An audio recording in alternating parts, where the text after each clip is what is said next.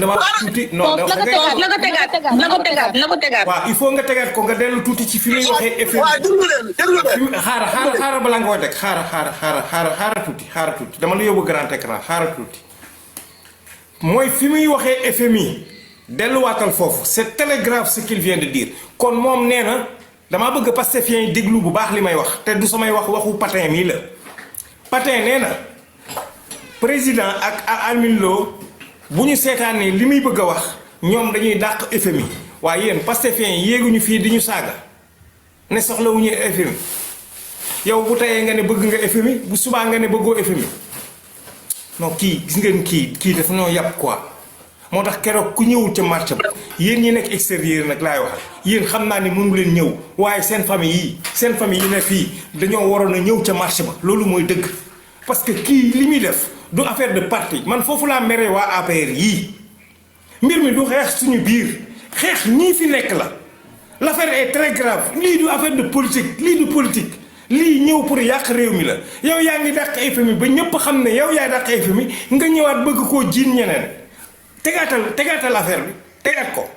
xool nañ situation bi am nañu sañ-sañ président Bassirou Diomaye bi ñu xoolee mbir ba pare man ak moom ak ministre d'état bi Al Aminou Lo ak ministre Abdourahmane Sarr mi yor économie ak ministre Cheikh Diba ñoo daje ak président de la République def suñuy réunion lii suñ ko waxee musiba la buñ ko waxee boo moytul FMI dinañu woon gannaaw boo moytul suñu partenaires yi dootuñu lebal marché financier yi bu doon dañuy lebal ak 4% boo moytul léegi 8% la ñuy laaj wala 11%.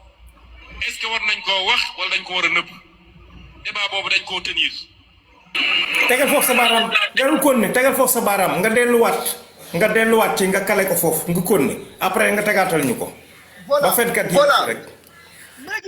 léegi Ousmane Sonko dafa ni bi ko journaliste bi waxee mun ko waxtaanuñu si ak président de la République les gars non franchement on vit dans quelle République aujourd'hui est-ce que Bassirou Diakhar Diomaye Faye dafa gumba dafa tëx dafa lu wala est-ce que justice Sénégal ak ñi nga xamante ni ñoom chaque réew mi dafa nekk seen loxo ñu war a bëggee askan bi fonk ko république bi aujourd'hui est-ce que nit kii il est très normal qu'on le laisse libre dans cette nature-là qu'on parle sérieusement Ousmane nee na musu see waxante ak président de la République Bassirou le journaliste bi foofu la ko defee question piège or que Ousmane si il était intelligent question boobu li mu waroon tontu mooy si discuter naa si ak président point yem si point rek bañ a développer mais Ousmane dafa fenloo président de la République fenloo Cheikh Diba fenloo ministre de l'économie fenloo suñu premier ministre bu bees bii di Ami Lo tamit nag on doit l'interroger on doit l'interpeller pour lui dire que monsieur Ami Lo da nga ni woon banquier nga woon da nga ni woon dañu la dribbler te yow da nga validé woon daj cachet bi à 100% Ousmane nee na ñun dañoo toogoon si table si biir néeg yéen sénégalais ngeen baal ma sama olof leeru bu baax nag Ousmane dafa ni ñun toogoon nañu si benn néeg si benn table man ak ñoom Cheikh Diba ak ministre de l'économie ak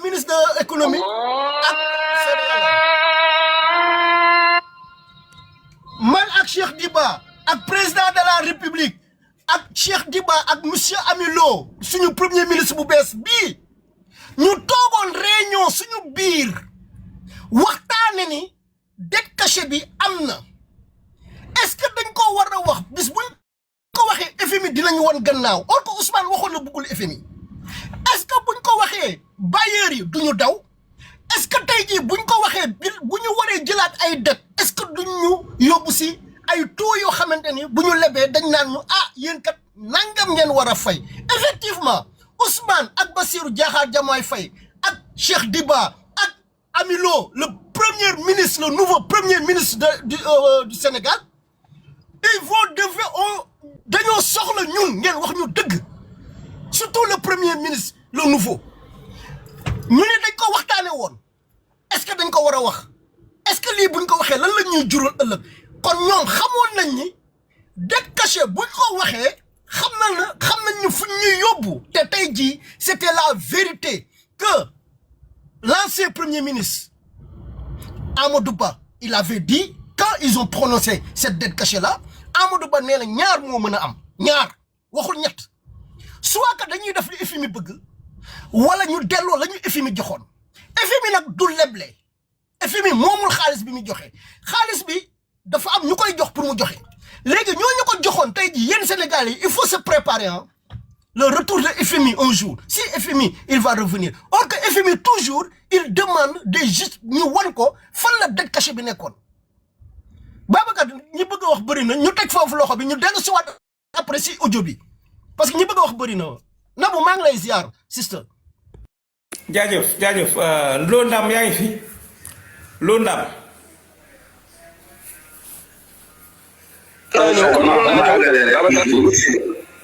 mën naa ñëw. sañ say àggalil réseau bi baax na je crois bien parce que bu réseau bi baaxul day wàcce live bi quoi. ok ma ñëw wala ma xaar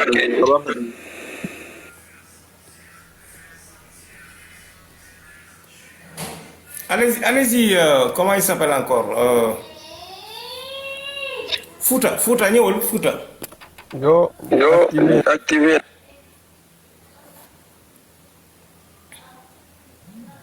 Fouta ñëwal. dama juum quoi. waaw ziar naa leen yéen ñëpp. kenn ku nekk ak santam. salaamaaleykum. kon réseau bi neexul de. non baax na ñu ngi lay dégg waxal. waxal. ok maa ngi leen di ziar képp ku ma fekk fii di ñaan sama kaddu bi ak si ci yow ci jàmm ak salaam man nag sénégalais la fii laa nekk mais waa Fuutanke la quoi mun naa wax ci pulaar mais kon mun naa wax tamit ci wolof mais c'est parce que ay wolof ñoo fi ëpp quoi kon bàyyi ma wax wolof rek bon nii réew mi depuis par exemple depuis certains moments depuis 2021 2022 2023 2024 man dama leen di laaj képp ku fi nekk man Fuuta laa dëkk Macky Sall mii defu fa dara du tali du dara lépp lu fa nekk ñun ñoo ko fa def kon nag su ma déggee yenn nit ñi di wax te comme si ñun nekkuñ si biir dëkk bi daf may jaaxal. yéen yéenay ñan. ñun waa Fuuta. ah ñun waa Fuuta bu Macky Sall ñëwee foofu. yéen waa Fuuta yéen a defar Richard Toll Ourossogui yéen a ko defar. waaw. ñoo ko defar kay. ko defaree. man bokkuma waxuma Richard Toll man Fuuta laa wax. non dama ne Richard Toll dem Ourossogui laa wax yéen a ko defar laa wax.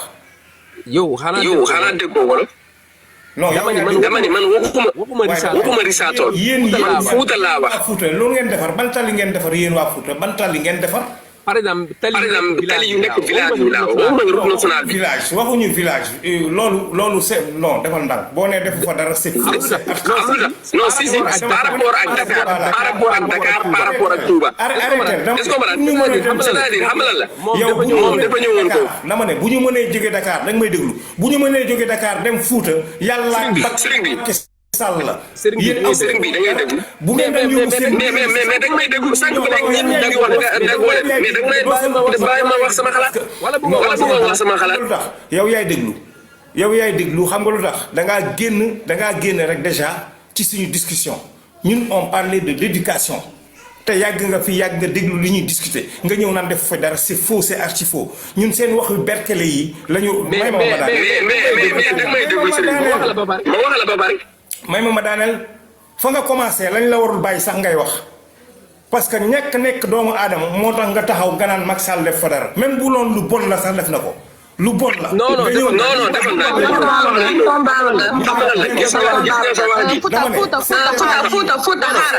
nii lañ dul bàyyi muy prospérer. tonton Babacar gis nga. on en a marre de vous. tonton Babacar à la longue vous êtes issus du diable. Vous êtes issus du diable. ñun dem nañ du benn ñaar dem nañ Fuuta di jàkkonteeg ay yoon yu metti bu ñu mënee jóge Dakar di dem ba Fuuta te bañ a fanaan ci mbedd mi yàlla ak Macky Sall la. Serigne yow sa village yow on a rien foutu mais su fekkee Macky Sall def fa dara nga ne yéen nga comme quand tu dis yéen c'est waa Pastef mais qu'est-ce que vous avez foutu en ces 2 ans là lan lañ la defaral yow comme que Macky Sall def fa dara yow en 2 ans lan lañ la fa defaral xanaa war nañ laa defaral dara. waaw mën nga ma déglu.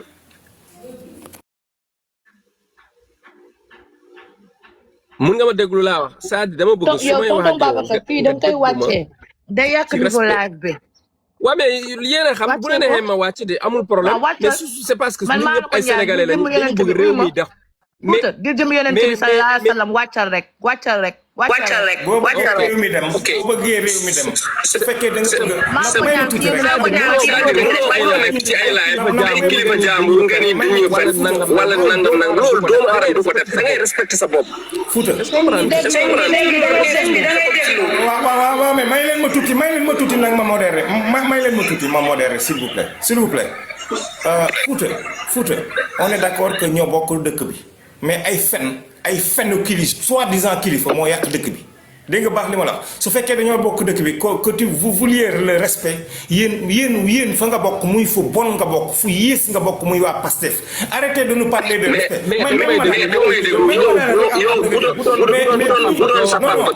Vous n'avez jamais respecté les gens yéen saaga ngeen lay ñëpp saaga ngeen lay ñëpp. non bu leen ko wàcce bu ko kenn wàcce.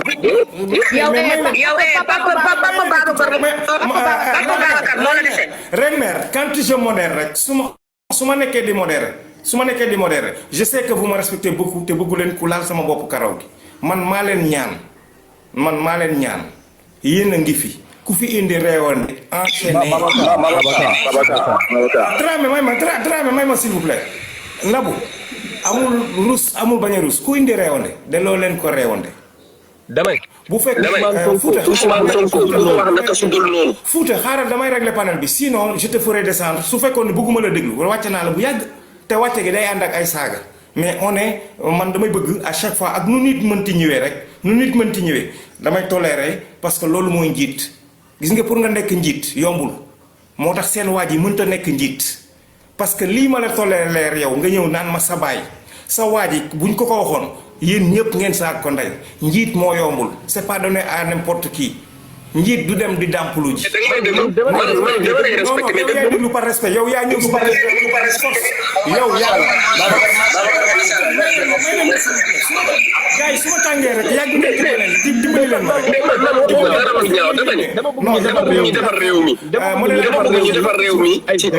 son micro rek. très bien modérateur lii laa bëgg il faut ngeen doon ay nandite su ma ko commencé wax bëgguma mu wàcc damaa bëgg mu déglu ko parce que du maag baayam bi ko jur mais maag baayam Ousmane Sonko bi demoon maase wu ji maag moom la. parce que yow bu doon sa baay moom maase wu woon doo ko wax. te li tax may wax sa baay Ousmane Sonko c'est parce que moom moo nekk premier ministre du Sénégal bi mu nekk donc moo tax may wax ak moom.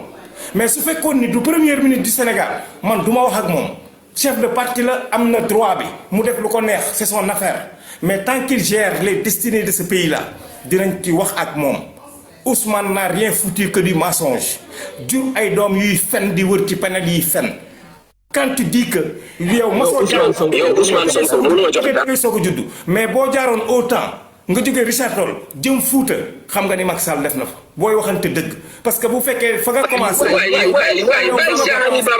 yow yaay déglu force yow yaay kiy déglu force kenn du la wàcce yow yaay maar foutre le camp bu dee réew ñoo la gën a réew ñoo la gën a xam dëkk bi sa ndey gënul suñu ndey sa baay gënul suñu baay da ngeen di ñëw di woote yaru fekk yéen a gën a réew ñëpp réew na gi ngeen nekkee woon nag ci opposition bi dañu leen cee bàyyi woon de trop wàcce la nag day yomb trop Nabou foofu rek laay waxee wàcce ko day yomb. maa ngi wàccee sama bopp voilà c'est mieux. c'est mieux mais gàcce moo la wàcce. ay fen la ñuy ñëwee bëgg ñu defar Sénégal dañuy waxante dëgg nañuy wax maintenant pour ñu déglu la il faut nga def ko ci yar mais mënoo taxaw naan ma sa baay ba pare ñëw sama. merci. non dafa ndànk Ousmane. foofu lay daanelee ma jox la Fouta. damay daaneel rek ma jox la may ma rek bul ubbi parce que boo ubbee dañ koy tëj Fouta mënoo ñëw ci kër jàmbur ay njabootam toog nga tiim borom kër ga naan ko sa baay xam nga lan nga fay jëlee waa kër ga ñoo lay jàpp noq la ba nga duul yow ak ki nga àndal noq baayam parce que nee na nit bu la tooñee da nga koy bàyyi dem baayam noq maami baayam alors arrêtez cela on parle du Sénégal waxuñu sa baay yi mi la jur yow waxuñu sama baay wàllam wéy na moom dee na màkka lu mu def moom la concerné man maa fi toog war a xeex sama xeex gam daan xeex ga maam daan xeex man la war moom lay def nii alors boo bëggee ñu def ci réew mi ci dëgg dañuy waxante dëgg benn respect yow indi woo ko fi yéen waa Pastef respecté wu leen kenn ba nit ñi di leen respecté voilà maintenant da nga koy wax ak yar sinon ñu la gën a réew la nga fi ne voilà soo mën a merci merci dañ ko wax merci et puis tu rectifies on parle pas de mon père tu rectifies d'abord avant de prendre la parole.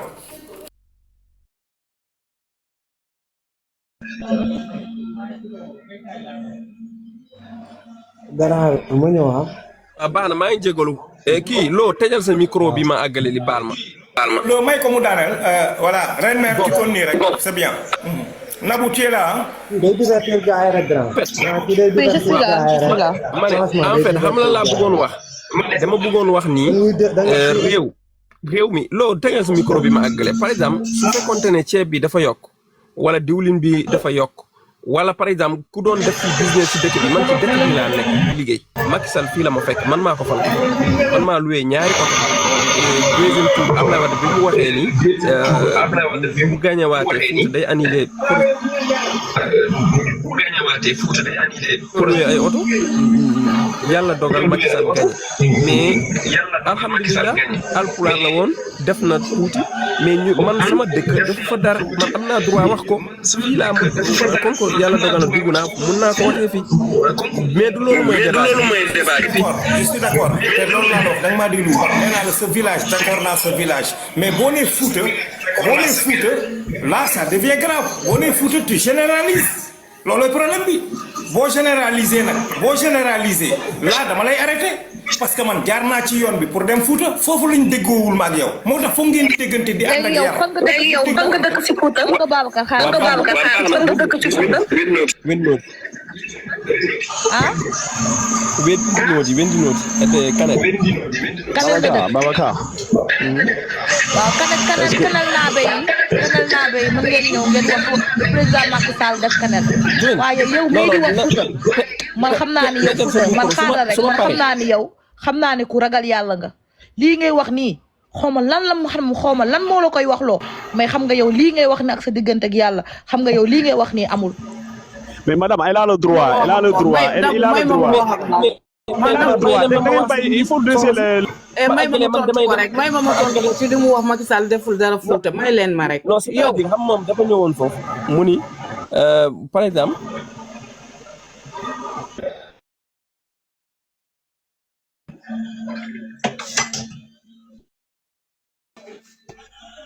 Fouta yeggaleen. micro la yeggale. su ma waxee dañuy tëj sama micro su ma waxee rek damay tëj. xaaral mu su ma waxee rek dañuy tëj micro bi. wax leneen waxal boo waxee lu normal ñu tëj sa micro. mais loolu la par exemple ci dëkk bi nu muy doxee ci loolu laa bëgg a wax mais man waxaguma sax ñu tëj sama micro ñu commencé di indi ay problème par exemple ñun par exemple fu ñu dëkk laa wax. bu fekkoonte ne man exemple fii laay liggéey ci dëkk bi mais alhamdulilah président bu ñëw dina am ñoo xam ne seen robinet day tëj mais loolu seen affaire la mais ñun ñi suñu affaire yi mu ngi gën a baax mais dañuy gën a sant yàlla loolu foofu laa bëggoon waxee après waa ji ne non nangam di indi ay problème di indi ay par exemple ñàkk déggoo loolu la rek la woon par exemple dëkk bi tey nii la gën a neex si sama côté. léegi Fouta waa léegi Fouta yow léegi bi mu neexee ci sa côté parce que ñii fi nekk nii il paraît que ñoom nga àndal léegi ñoom 2 ans yii nii yow sa li nga xam ne moom nga bëgg ci sa dëkk yow lan la ci defal lan. ci fan ci sama dëkk. yow Rama déggoo ko de neex na si côté waaye waxul neex na si dëkkam de dañu est-ce que si côté sama village laa wax defuñ fa dara mais nit ville par exemple instant bii nii fi may liggéey nii tey laa gën a baaxle tey laa gën a am ay marché loo foofu laay waxee quoi par exemple Sénégal noonu rek lay doxee dana am ay tappalekat yu nekkoon ci dëkk bi di indi ay problème est-ce que comprendre taxawal Fouta kon léegi man si je comprends bien yow comme yow sa affaire mu ngi baax keneen ko affaire am baaxul rek yow sa yoo nekk ci loolu nga bëgg a wax parce que ñi fi nekk nii président Macky Sall daf fi bàyyi ay projet yoo xam ne ngeen baal ma dee nabu dafa ñëw ñoom dañoo ñëw bi ñu ñëwee au lieu ñu eggalewuñu ko benn dañuy arrêter les travaux dàq ñi nekkoon ci ñi doon liggéey foofu maire bi daan jaay ndox bu sedd maire bi daan jaay ndékki ki fa daan jaay ay mais madame Fouta da ngay déglu man duma Babacar il faut que nga déglu li nga wax man foofu laa lay kiyee soo paree nga yeggale yow tey soo fekkee ne man dama nekk ci dara ma ne lii baax na man sama côté mu ngi baax te beneen côté am na ñoo xam ne ñi ngi jooy kon yow sa yoon nekku ci yaa ngi am ay marché sa affaire mu ngi dox non loolu du Sénégal Fouta am na ay sénégalais yoo xam ne tey ñi ngi dëkk yow ci gox bi nga dëkk ñi ngi amoon seen ay liggéey ci projet yooyu lañ doon liggéey du yóbbu seen njaboot mais ñii bi ñu arrêté travaux yooyu ñoom dañu nekk en chômage dem toog seen kër yi amatuñu lu ñu jox seen njaboot yi yow nga ne yow sa côté mu ngi dox rek yow tout va bien nga bëgg a jël la faute sànni ko ci Macky Sall mais il faut arrêter Fouta respecté ñu Babacar moo lay bàyyi nga nekk suñu kaw di pali mais ñun duma la bàyyi ngay pali parce que li ngay wax il faut tey yabaate la loo jëlal yàgg naa fi trop boo fi waxaat wala nga waaj sax moom mii di yàq débat bi sax man maa ko fi jiitu j'étais un peu galant parce que tu vois fii la ñuy wane ñun suñu différence ñun ak waa Pastef mooy lii patience ak discipline c'est ça la vie lii la ñu war a inculper ci jeunesse Sénégal discipline bi armée bi amee discipline boobu la ñu war a instaurer ci biir peuple sénégalais yi les Sénégalais lambda doivent être discipline c'est très important tu ne peux pas venir sur un panel fekk nit magum jëm yor panelam di wax li nga xam ne moo ko metti muy réalité yi muy dund ci biir dëkkam nga ne ko non loolu amul tiitan non c'est pas du respect dañu yaraat suñu bopp alal du dara am du dara pouvoir du dara li ëpp importance ci doomu aadama mooy dignité ak respect envers képp kuy sa mbokk jullit ak ku nekkul sa mbokk jullit yar moo jiitu ci réew bu dee mag ñu jiite dañoo xamadi Sénégal mosuñoo xam 72 heures jàpp bàyyi jàmbur enseigné ay panel pendant 72 heures di saaga ay waajuram di taf ay papaam yu dee du n'importe quoi c'est Ousmane Sonko et les Pastef ñoo ko instauré Sénégal c'est la vérité c'est pas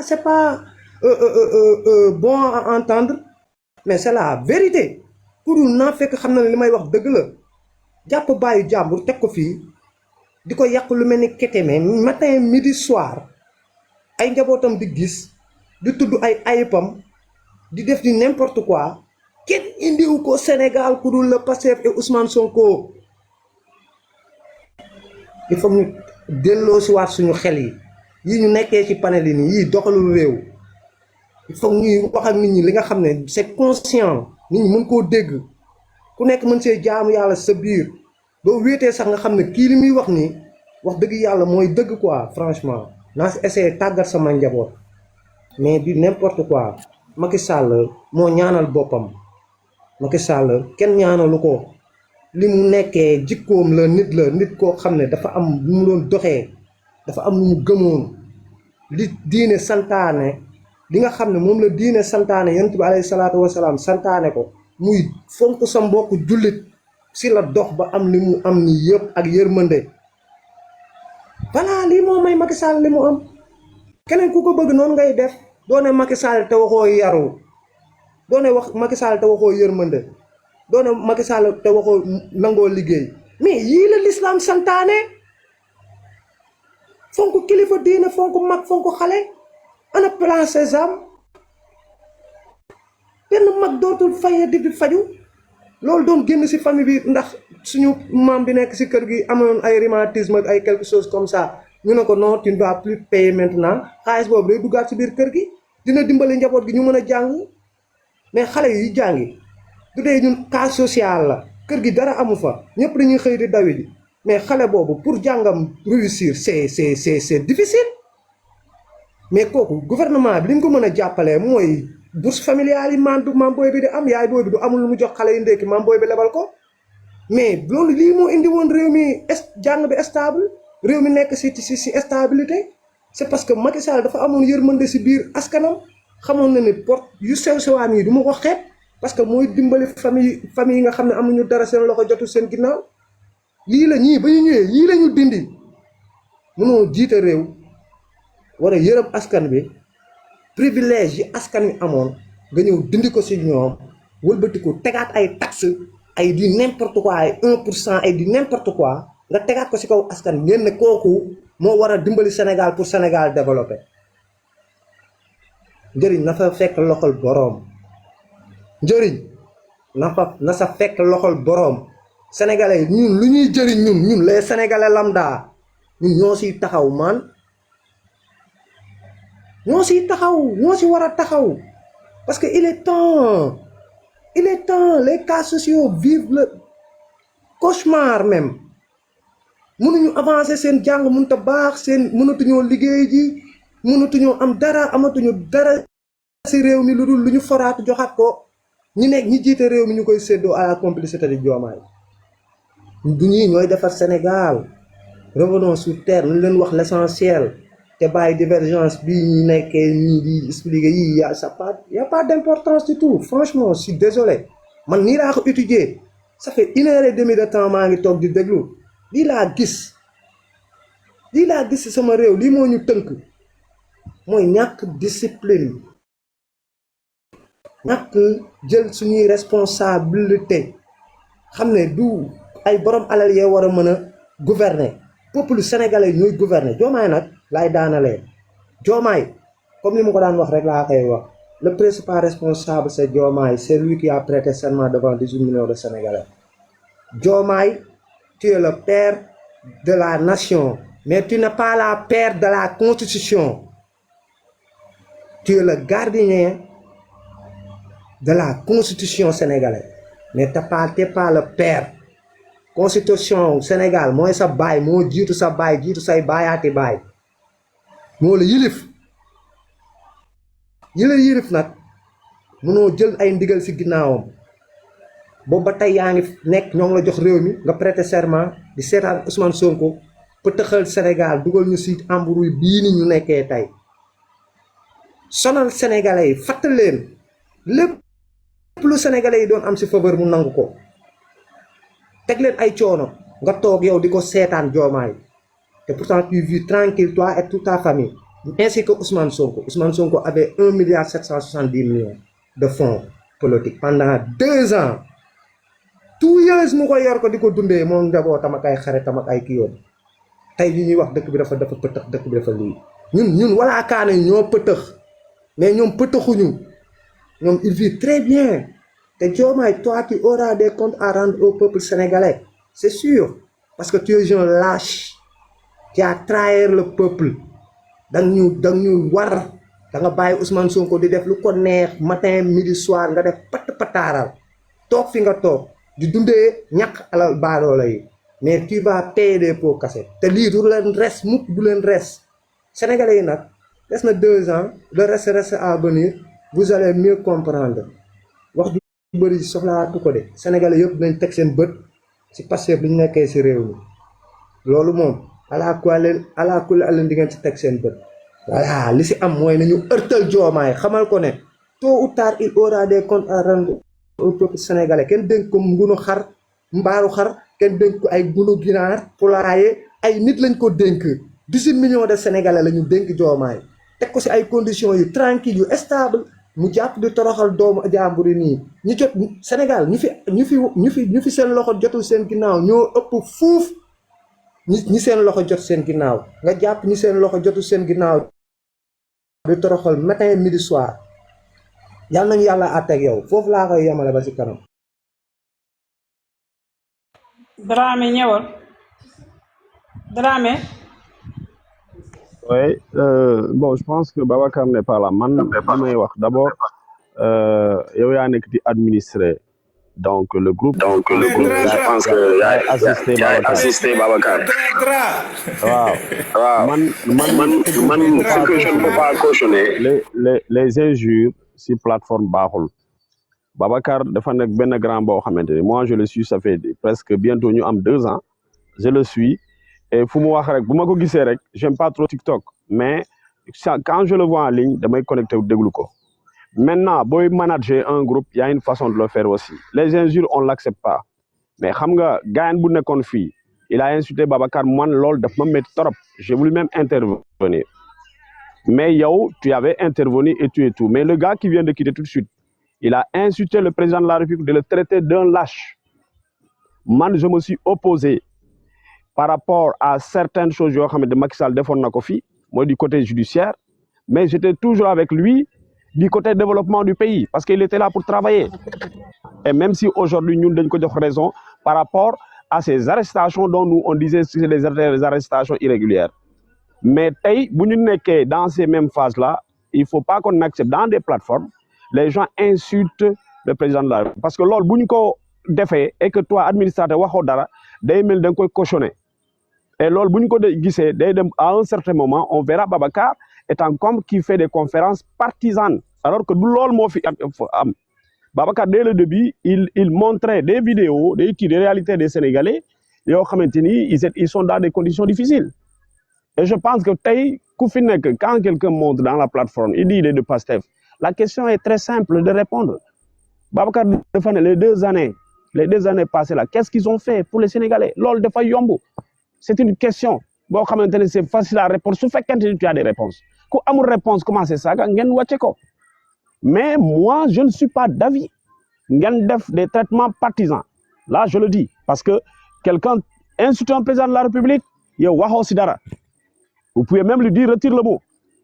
Parce qu'on peut waruñu accepter suñu président de la République ñu insulter ko ñu koy traiter de lâche même si on n'a pas voté pour lui mais il est le président de tous les Sénégalais parce que moom mii nekkoon fi di wax il doit rendre compte aux Sénégalais mais attends c'est parce qu'il est le président de la République donc loolu c'est entre parenthèses loolu laa bëgg y a beaucoup de choses yoo xamante ni demain ça peut nous rattraper et quel que soit ñoom lu ñuy wax parce que on connaît ces gens-là c'est un parti violent le Pastef mais nous n'avons pas argument comme le fait Babacar, comme fait d'autres personnes.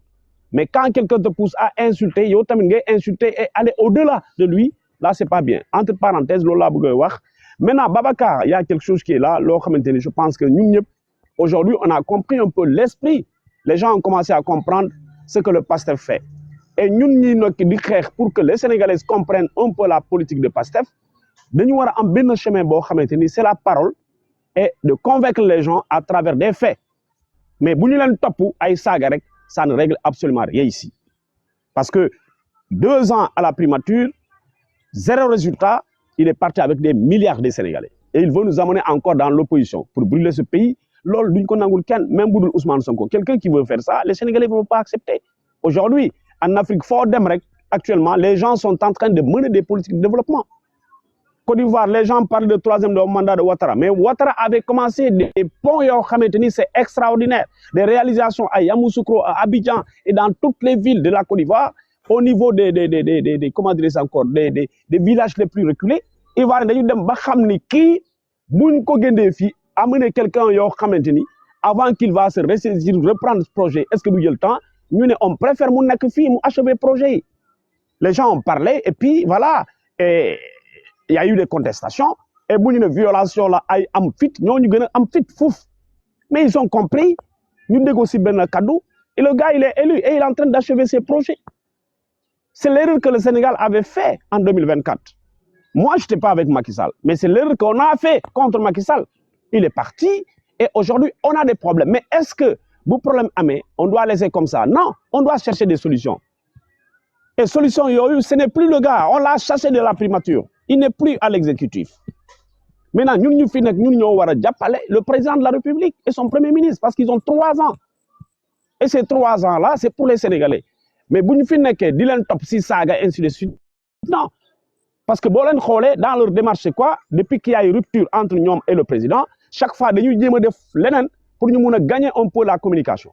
Parce que quand tu es dans l'exécutif, tu es premier ministre, presque chaque jour, tu passes à la télé. Presque chaque jour, il y a en face de la population, à travers le qui. Donc, il y a un volet communicationnel directement avec la population. Et le gars, il n'a plus ça. Maintenant, qu'est-ce qu'il voulait faire? Il voulait prendre les réseaux sociaux. Chaque fois, hier, il fait des cartes de vente. Je pense que peut-être dans une semaine, ils vont passer cartes de vente de chaussures ou bien vente de t-shirts ou autre chose. Donc, nous, nous avons wax ak population ça ne peut pas développer notre pays. Macky Sall a fait 2 mandats. Moi, j'étais contre Macky Sall dans son régime parce que c'était dû à des arrestations. Mais j'ai toujours dit, il est un travailleur. Il travaille pour le Sénégal. Et j'ai été toujours Fumao. Babacar, toi, tu connais, moi, je suis un élu. Mais partout où il m'appelle, je me présente. Parce que je sais que Macky Sall, il est non seulement politique, mais il travaille pour le pays. Nous, l'on l'a sorti. Et nous, j'ai vu le gars qui était là, le gars Fouta Malan. Il fallait le laisser un peu voir ce qu'il dit. Parce qu'un président de la République, il n'est pas un président d'un village. Hein. Il est président de la République de tous les Sénégalais. Quel que soit le MOUDEF, il ne peut pas faire à tous les Sénégalais. Mais nous, ce que Macky Sall a fait. Moi, j'étais dans l'opposition. Mais le problème d'électrification rurale, c'était avec Macky Sall. Et quand, malheureusement, le gouvernement là est venu, tout est à l'arrêt. Des fois, si vous avez la population, allez dans toutes les communes les plus reculées au Sénégal. Les maires, vous avez eu combien de projets en matière d'électrification au temps de Macky Sall? Et comment sont les projets actuellement? Les projets sont à l'arrêt. Parce que le gars, quand il est venu, son objectif, ce n'est pas le Sénégal, le développement du Sénégal, non. C'est la personne de Pastef. Babacar est un maire de Benno Bokk Yakaar, mais Babacar a un projet, mais comme il n'est pas de Pastef, arrêtez ce projet-là, nous avons cette population. Population, sensibiliser les gens. Dramé, du côté, je te salue, quand tu parles du président, de la présidence de la République, là je suis d'accord. Mais Diomaye il s'est tué pendant fort longtemps. Il s'est tué pendant fort longtemps. Il faut aussi comprendre ces Sénégalais. C'est un cri de cœur qu'il a eu à faire tout à l'heure. Diomaye dafa bàyyi trop ce gars-là, ce petit patin-là, dit n'importe quoi. Donc Diomaye, ce que voulait dire l'eau, Diomaye a assez laissé ce patin-là faire du n'importe quoi durant ces 2 ans-là. Diomaye n'a absolument rien dit. Donc il faudra qu'on le pointe du doigt. Ñun duñu man day duma jappal man ñakuma fayda ba nan ma ngi jappalé ki nga xamni yow jox na la armée, jox la police, jox la gendarmerie, jox la justice, jeté tout donné ba paré tok ci panel nan ma ngi lay jappalé. Diomaye moy jappalé bobam mais du ñun ñokoy jappalé. Képp kuy jappalé Diomaye tok fi nan je soutiens Diomaye ku ñak fayda nga. Diomaye mo wara jappalé bobam. Babacar, je t'explique. D'accord na yow parce que tu demandes pour les causes. Mais dama lay wax ben affaire Babacar. Tu sais, les populistes, bon, amé affaire avec populiste, il y a toujours des stratégies. Un populiste, bon, amé stratégie qui a il y a toujours des stratégies pour pouvoir l'éliminer sur le champ politique. Dramé, j'ai une question pour toi. Il y a combien de... J'ai une question, Rek. Il y a combien de types de populisme? Non, le type de populisme, je vais revenir. Mais demain, il y a une affaire. Je voulais éclairer. Non, réponds-moi dessus, comme tu connais. Non, attends, Babacar a répondu à un argumentaire. Mantamit, je dois, parce qu'il y a des gens, il y a 200 et quelques personnes qui les suivent. C'est mon grand. Je vais l'expliquer. Moi, je dis que je suis politique. Voilà, je t'explique. Moi, je suis très jeune. Je vais expliquer par rapport aux populistes. Un populiste, bon, affaire avec moi, il faut trouver des stratégies. Nous tous, on était fâchés contre le président, son excellence, du fait que Moubaye, le gars, il fait ce qu'il veut. Au début, nous, ce qu'on disait. Mais Babacar, je te dis une chose, il y a quelque chose qui est là aussi. Il faut accepter. Moi, toujours, il y a une masse de jeunesse. Il y a une masse de jeunesse qui se sacrifie ce gars, même si ça vaut du sang, ils vont le faire. Et maintenant, comment démystifier le mec? Et c'est cette stratégie qu'il faut faire. Bon, il compte un peu à ces jeunes-là qui sont toujours avec lui et qui l'écoutent toujours. Babacar, Macky Sall était un grand travailleur. Mais c'est ce qu'il n'avait pas. Pourquoi il n'avait pas cela? Parce que Macky Sall n'est pas quelqu'un qui raconte des bobards. Et aujourd'hui, cette jeunesse-là, aujourd'hui, le gars, ce qu'il dit, si tu as 100 personnes, presque les 50 l'écoutent. Même s'il est dans le faux, nous savons qu'il est dans le faux. Mais maintenant, comment le démystifier? On le donne le pouvoir à la primature 2 ans. Donc, si 2 ans après nous, tu ne peux plus revenir ici et parler, toute personne qui a la conscience est claire, nous la connaissons. Maintenant, ce populisme-là, d'abord, il faut le casser. Il n'est plus à l'exécutif. Il va à l'Assemblée. Maintenant, il est à l'Assemblée. Qu'est-ce qu'il faut prévoir entre-temps pour que là aussi, qu'il ne parle plus? Donc, voilà des stratégies que les gens sont en train de faire. Et Lolo, nous n'y il ne faut pas qu'on dise non, les gars de Diomaye qui sont avec Diomaye et sur le Babacar aujourd'hui. Le pays là, si ça ne va pas, ça va tomber sur toi, Babacar. Les gens que tu donnes des 1000 francs, de faire inscription aux gens et tout. Parce que le pays ne va pas. Mais Dramé, je t'ai posé une question. C'est pour lancer un autre débat par rapport à ton sujet. Je t'ai dit, il y a combien de formes de populisme? Non, il y a plusieurs formes. Il y en a 3 formes. Il n'y en a pas, il y en a que 3. Il y en a que 3. Attends. Il y en a que 3, Baba. Il y a Dramé. Il y a 3 formes de populisme. Il y a 3 formes. Il n'y en a pas 4, il n'y en a pas 5. Il n'y en a que 3. Bon, attends, vous parlez de populisme. Le populisme de Ousmane Sonko, il y a un président africain qui dit que le populisme ne peut nourrir personne. Il y a des gens derrière lui et que dans tout ça, il n'y a rien. C'est pas la question. La question est non, très attends. claire. Madame, tu m'as posé une question de populisme. Je ne suis pas professeur, je ne suis pas enseignant. Ouais, mais non, attends, tu ne peux pas dire non, tu peux pas dire 2 choses à la fois. Madame, attends, je vais expliquer. Attends. Je ne suis pas là un enseignant de professeur agrégé, je vais poser une question. Moi, ce que je voulais dire à Babacar, d'abord, la dame qui avait descendu les 2 gars, il faut donner la parole à ces gens-là qui sont là, qui défendent la politique. Dramé, écoute-moi 2 minutes. En fait, moi, je pense qu'avec tout le respect, attends, s'il te plaît. Madame, tu ne veux pas me terminer. Il faut être élégant. Non, Merci. Xaaral rek li ngay wax ni Babacar a été très clair. Babacar daf la ni Diomaye mooy jàppale boppam kenn du ko fi jàppale. Ku jàppale Diomaye da nga ñàkk fayda. Man ma ni la yow mi maîtriser sujet populisme bi ñaata forme populisme moo am. Il y a combien de formes de populisme? Tu m'as dit il y en a plusieurs. Je t'ai dit c'est faux, il y en a 3. Et je t'ai répété quelles sont les 3 formes de populisme. Parce qu'en répondant à cette question-là, toi-même tu vas voir que personne ne va aider ce gouvernement-là en place. C'est pour ça que je te demande, comme ça, man, je pourrais, à la réponse que tu vas me donner, je pourrais faire un répondage, on pourra parler. Parce qu'il n'y a personne ici qui va aider Diomaye.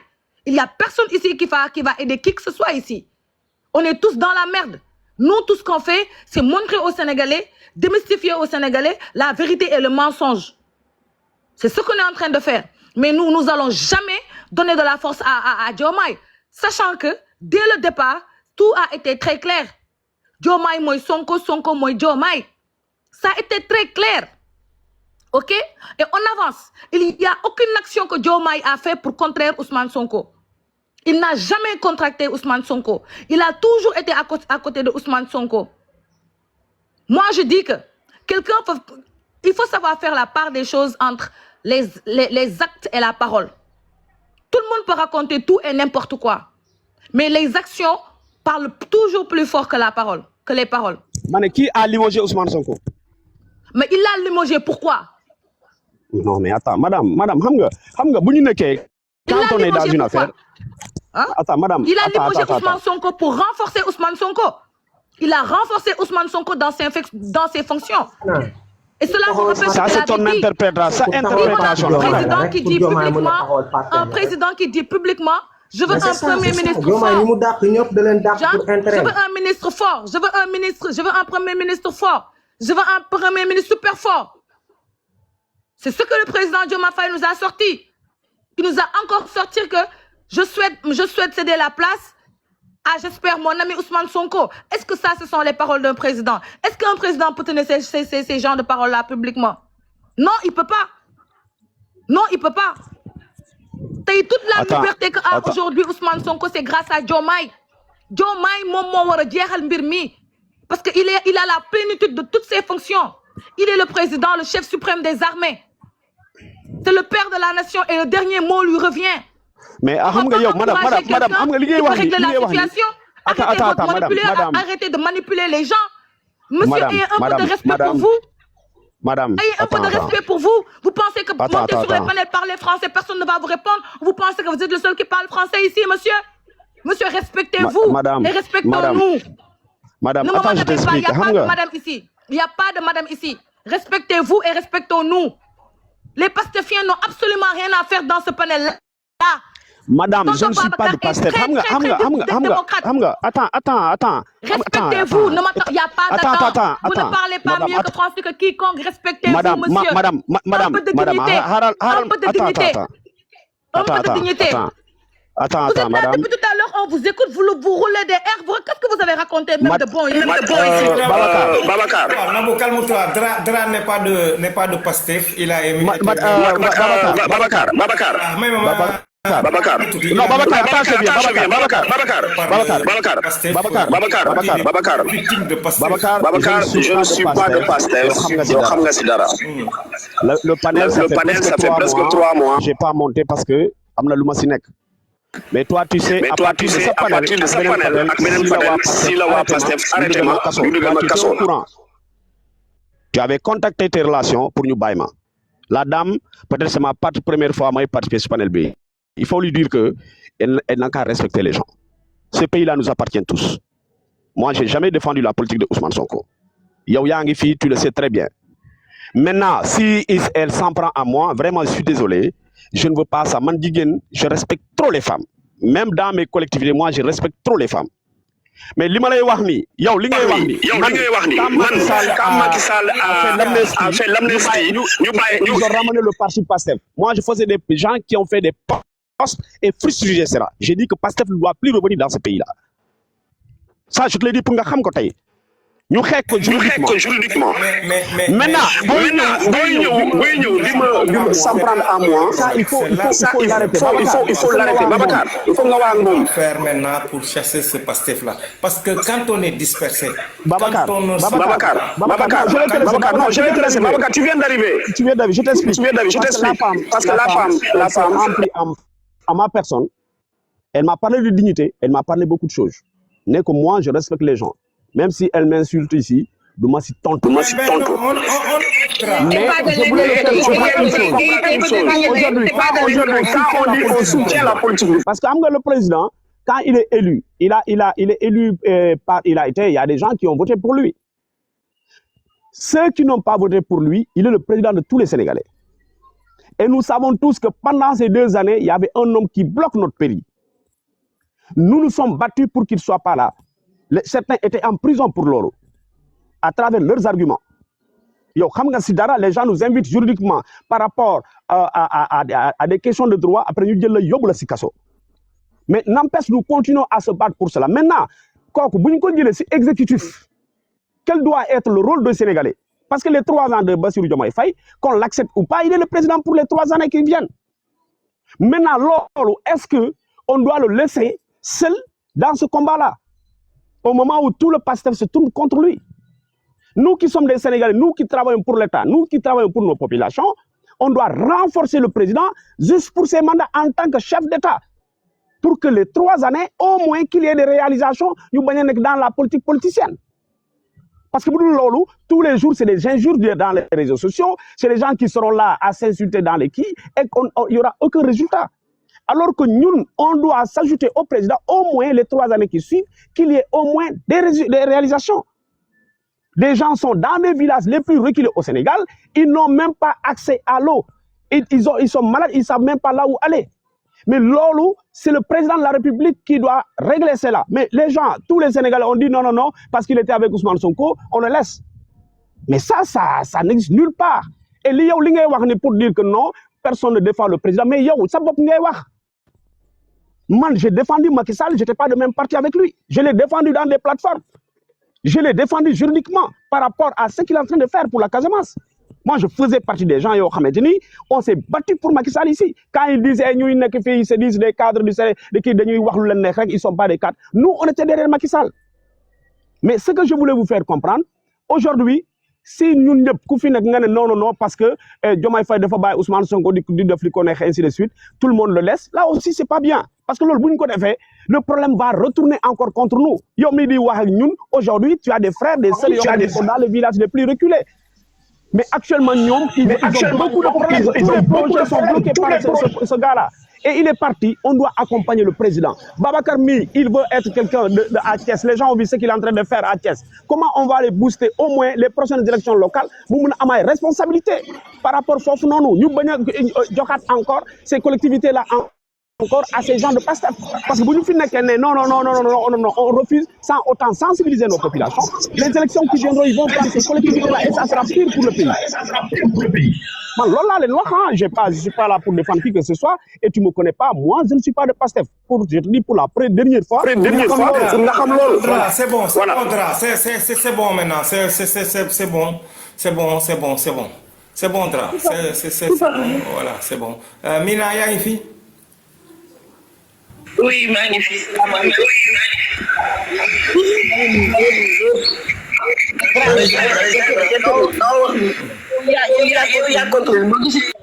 La fille wax la loolu yow yaa ne man dama contrôle Macky Sall boo waxoon dama contrôle Macky Sall certainement votre discours votre dialogue ne serait pas ainsi yaa ni dama contrôle Macky Sall en tant que fille du président nag boo waxee loolu xam nga il faut mu tontu la mais je suis pas là pour ça.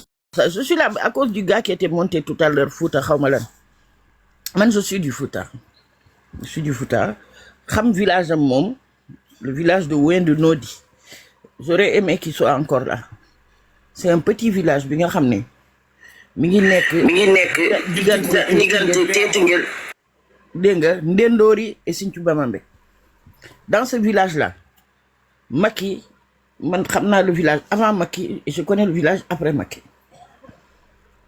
fi ñuy jaar ba dugg ci dëkk boobu mënoo fa woon sax dem Macky moo fa defar tali dégg nga ba ñu mën a yegg ci dëkk bi ça c'est la première chose parce que c'est dans le Djeri de Matam du département de la région de Matam département de Kanel dégg nga ñu ngi bokk ci commune kii nu mu tuddati Ndendori case de santé moo fa nekkoon 2019 la fa Macky def kii un poste de santé avec un infirmier et une sage-femme. Macky moo fa dugal ndox ils avaient énormément de problèmes d'eau. C'est sous Macky qu'ils ont eu l'eau. Les emplois seen dëkk yëpp dañuy xëy di liggéey au phosphate de Ndendori. Ce gars mënul taxaw fii ne suñu dëkk kenn defu fa dara. C'est un des villages bi nga xam ne ñëpp mën nañu liggéey parce qu'ils sont à 2 pas de l'exploitation des phosphates de Ndendori. yow nit indi la ndox indi la courant defal la tali defal la collège defal la poste de santé nga ne deful dara sama dëkk. À quel moment la fa def dara alors que c'est un tout petit village loo bëgg ñu defal la fa. C'est un peu dommage quand même de parler comme ça parce que Fouta gi on sait ce qu'il y avait avant Macky. Tali yaa ngi wax Richard Toll Podor non il y a plus que ça. Il faut aller dans l'île Amorphile. Toute l'île Amorphile est désenclavée. Fi nga daan def 2 jours voyager 2 jours hein. Tey tu fais ça en 6 heures en 8 heures de temps.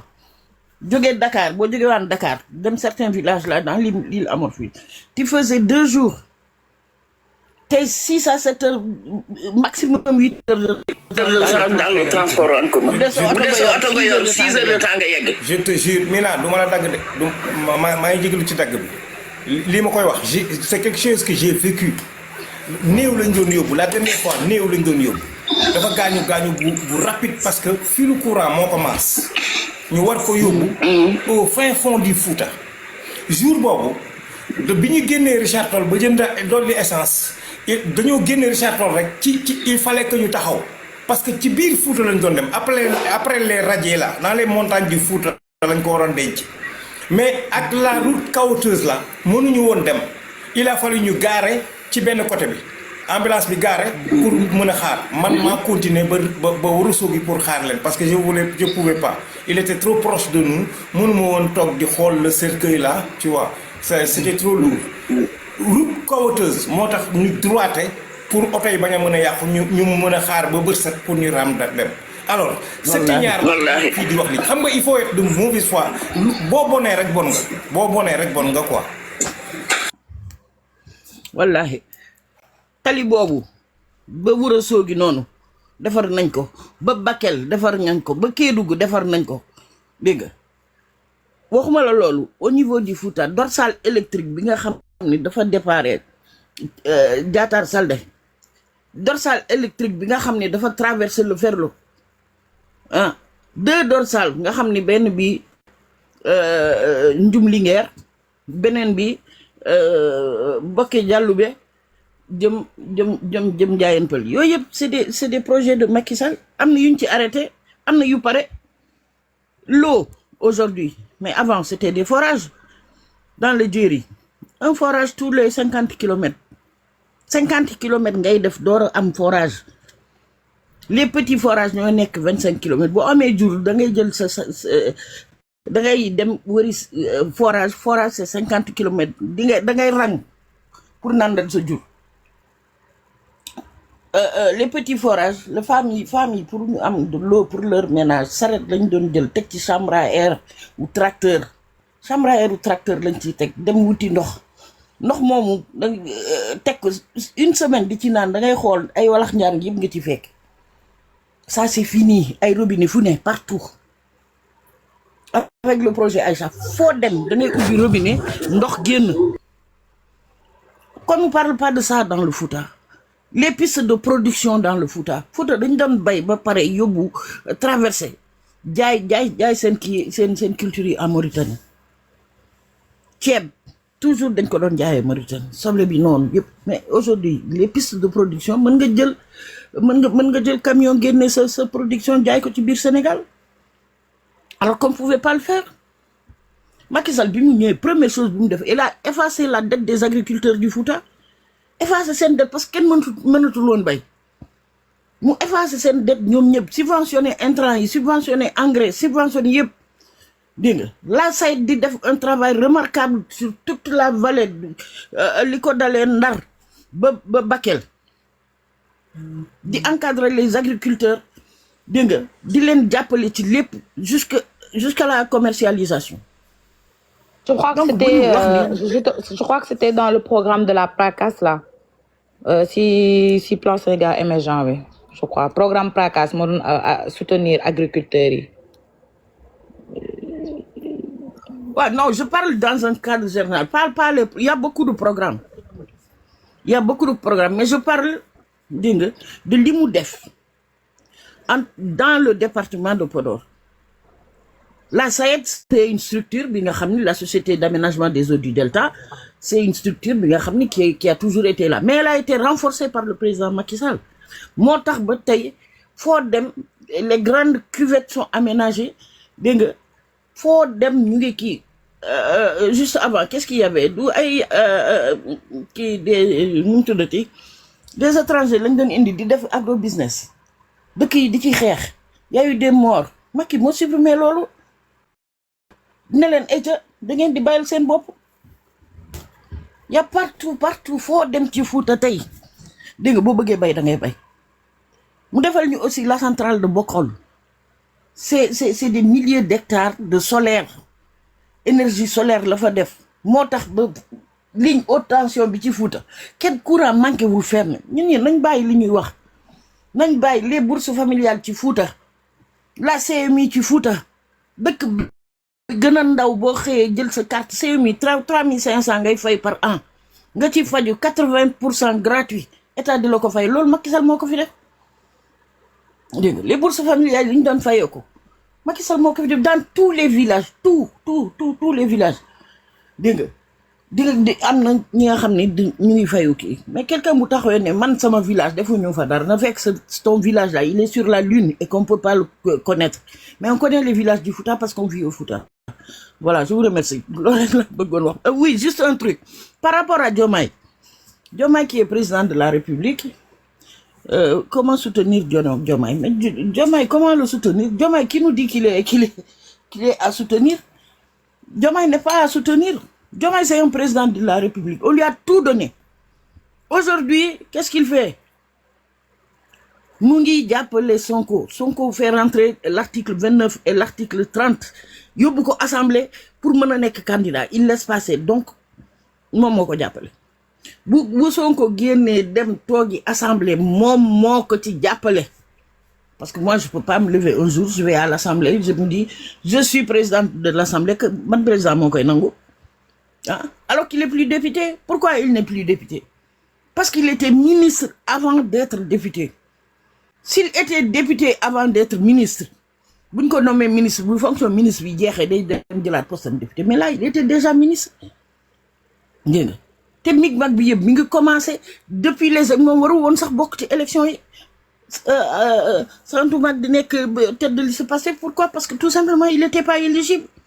Mais personne n'avait le droit de faire un recours à part le ministre de l'Intérieur, le ministre de l'Intérieur, Tisen Karlebok, il n'a pas fait de recours, donc il a été candidat. Nyouna, il était déjà Premier ministre. Donc, il a démissionné. Il est parti pour son poste de Premier ministre. À partir de ce moment, il n'est plus député. Comment ne plus être député et être président de l'Assemblée nationale? Te Diomaye tok nanguko. Mais nous avons dit Diomaye parce qu'eux-mêmes avaient dit Sonko mo tok né pour que ñu yag ci pouvoir, Pastef doit s'opposer à Pastef. Donc ils sont en train exactement de dérouler leur plan. Pastef mingi opposé ou à Pastef. Diomaye va créer un nouveau parti et ils vont continuer à faire des meetings parce que 2024 ba légui sen sortie yépp politique là pour sen bop ñom. À chaque fois qu'ils parlent, c'est je vais faire un méga meeting, je vais faire un machin meeting, terra meeting, di tontonté, hein, des sorties pour tontonté. Là, nous def rek li nga xamné ça intéressait la population. Absolument rien. Absolument rien. Defuñu ko. Donc ñom ñaar Sonko Diomaye moy Sonko lolu mo fi né. Diomaye mo jappalé Sonko bu Sonko di def di muy def ni. Donc en aucun cas, moi en tout cas je ne soutiendrai Diomaye dans cette démarche là. Je vous remercie. Merci beaucoup. Merci beaucoup. Bijouterie fi nga nek ba dafa bëri trop. Marilar niwal après ñu yokk sank batay mi ngi yéeg ko waccat xamna ni réseau bu baaxul aussi parce que ma ngi lay ziar Marilar. Babacar ma ngi am mais machallah dam tontul na mako dana ci dolli touti rek ñeex parce que diko jaajeufal ci yi mu wax ligay Macky Sall yi mu énumérer ci Fouta effectivement li nga wax nak Babacar moy deug bo boné rek bon nga té ki bon ci bopam lay ñëk bon ku ne xam na né déjà ligay Macky Sall la da ngay and ak mom APR wala andok mom di nga xam né ligayam lim fi def 40 ans de Senghor et Abdou Diouf moko raw. Voilà Ablaye Wade def na fi wan ko yoon mom mu gor def lo xamné machallah sañu mam jooju Ablaye Wade it liggéey fi lo am solo ah légui nak bo taxawé ñew naan ay sama mbokk bëgg fi indil ay waxu nonsense yu taxawul fenn amo bop amo ken mais bu féké né yow ci planète extraterrestre yi nga bok nga dem fa mais Sénégal gi ben bop la ken mënu ko xar ñaar.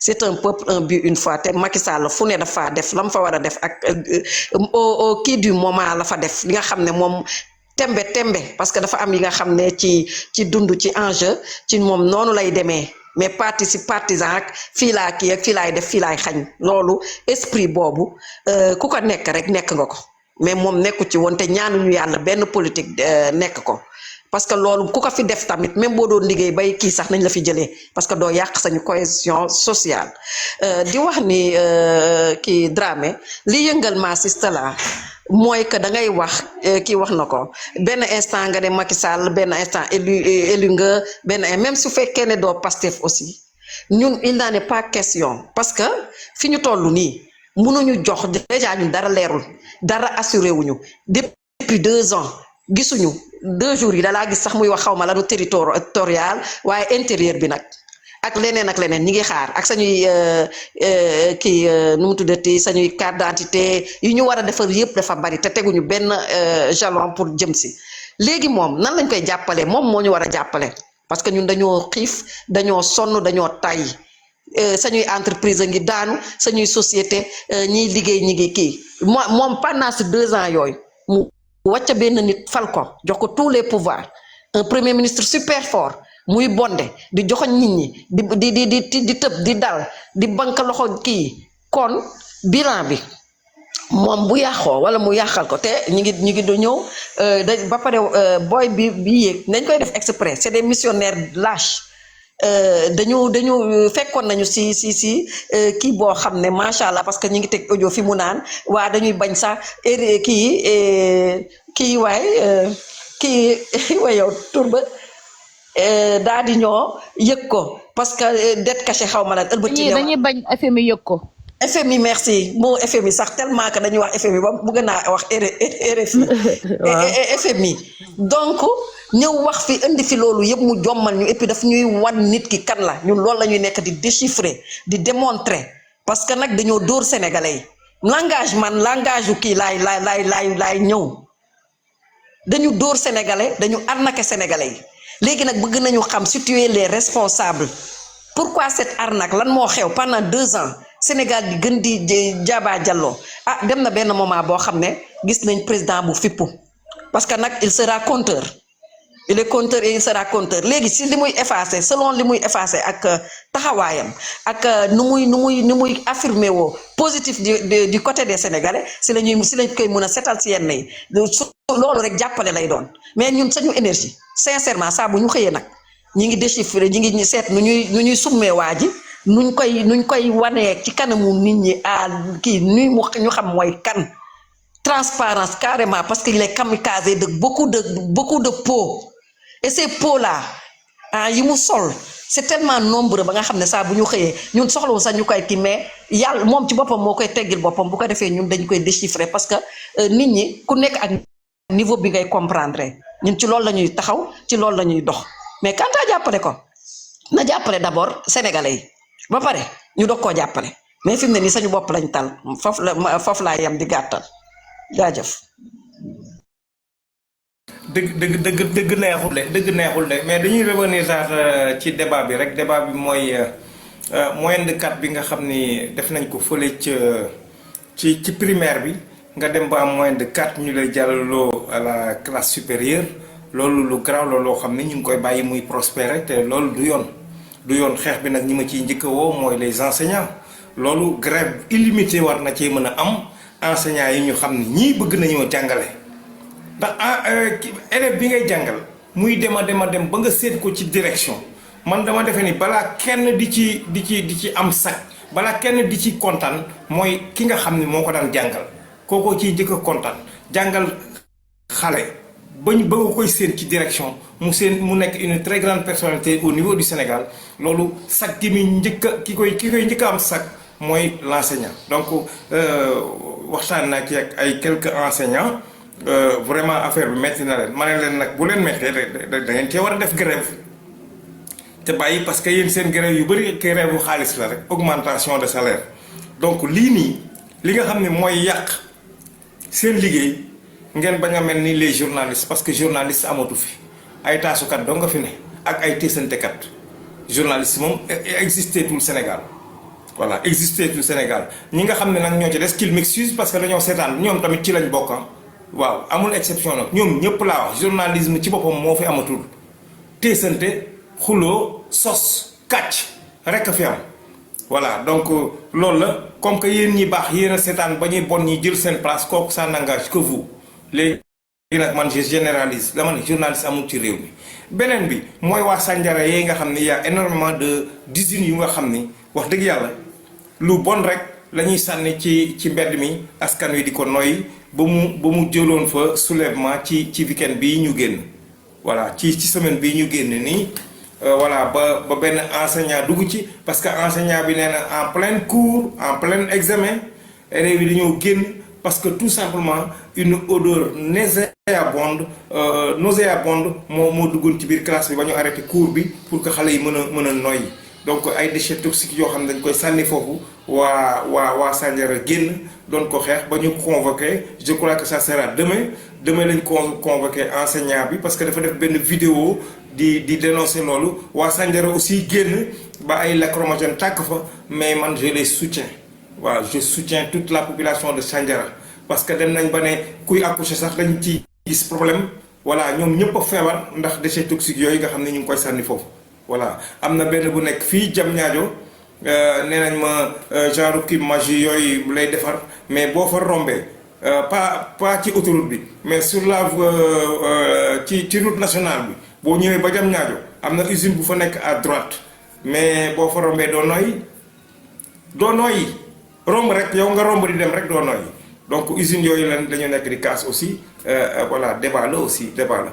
yenn saa yi nag dinañ xaw a wiiri mais c'est ça le débat bijouterie yi ñu ngi lay ziar.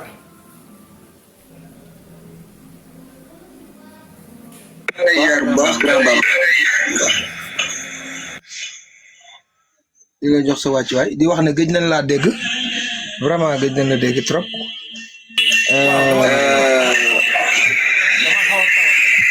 bijouterie fi nga nekk nag dafa bëri bruit trop. damaa nekk ci mbaar moo tax. waaw mais dégguñu la dara la bruit ba ca mbaar ma la ñuy déglu wax dëgg yàlla temps yi damaa tawat mais doo mën a bañ a taal yàlla xam na ne damaa tawat yàlla xam na ko mais quand il s'agit du Sénégal c'est ça le sacrifice qu'il faut faire voilà c'est ça le sacrifice faut étant malade sax da ngay taal di toog tu vois li may jóg sànq yëpp dama doon naani garab voilà bëgguma ko woon wax kenn mais doo mën a toog daal doo mën a toog il s'agit du pays le pays sombre benn doomu dëkk bi warut a toog quoi moo tax nag bu ñu bokkee xeex bi mooy xeex li fi ne ba pare parti politique yi soog a xëccoo man daal loolu mooy suma mbir ci sama affaire ci mbir mi voilà donc ñu jox as en attendant bijouterie brouem bi di allez-y donc.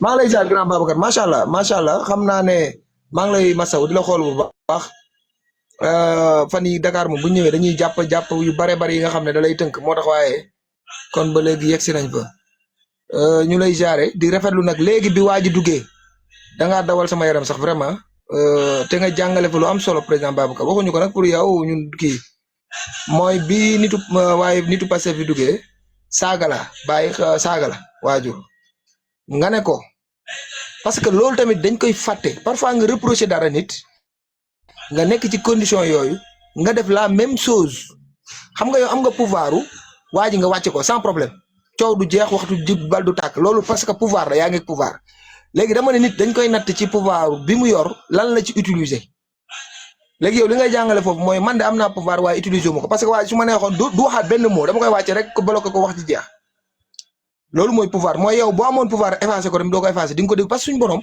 xam nga suñu borom moo ñu may loolu mooy suñu borom seytaane bi mu doon xeex ak moom da ko may parole mu wax mu déglu ko mu wax ñu dialogante mu wax ko lim ko bëgg a wax te moo ko moom bu ko neexoon mu effacé ko seytaane dootul am ci àdduna kon dama gëm ne li tax ma gën a jàpp ci loolu en tout cas point la boo xam ne man bokk na li ma téye ci yow parce que damay wax ne njiit ci ñetti yooyu rek lañ koy nattee mooy période bi ma amee pouvoir war ko utiliser wu ko période bi nga xam ne ñàkk na pouvoir amul pouvoir ñu koy xor ñooñal nan la war a def ak période bi mu kontaanee loolu la ñuy nattee njiit te loolu vraiment benn bracelet boo xam ne war nañ ko souligner te loolu moo tax sax ñun ànduñu ak Ousmane Sonko ñu koy xeex du leneen ñun avant muy yéeg amuñu woon problème am mais dañu gis ko mu yor pouvoir comme li nga yor nii di ko xeexee te ñun kenn duñu nangu kenn jël suñu pouvoir di ko xeexee te dama jàpp ne comptable laa ci pouvoir bi mu yor noonu comptable laa ci pouvoir bi mu yor kon loolu rek laa la wax ne mooy yow bu dee yaa ngi xeex Ousmane Sonko waa ji yëg sa live saaga gi mu la saaga tax nga effacé ko parce que yow bu ëllëg mën naa am boo yoroon assemblée war nga yor kii